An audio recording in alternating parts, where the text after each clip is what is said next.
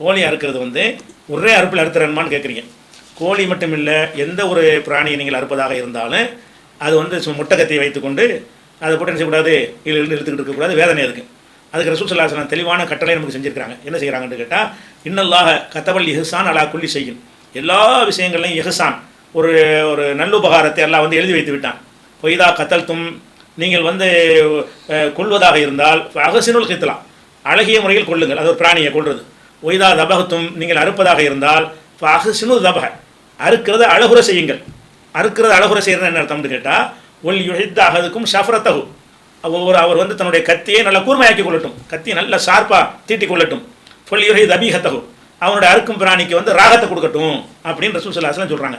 அப்போ என்ன வழங்குது என்று கேட்டால், நமக்கு அறுக்கிறதா இருந்தால் கத்தி கூர்மையாக இருக்குன்னு வைங்க, அப்போ ஒரு அறுப்பில் கரெக்டாக முடிஞ்சு போயிடும். கூர்மையாக்கி கொள்ள வேண்டும்.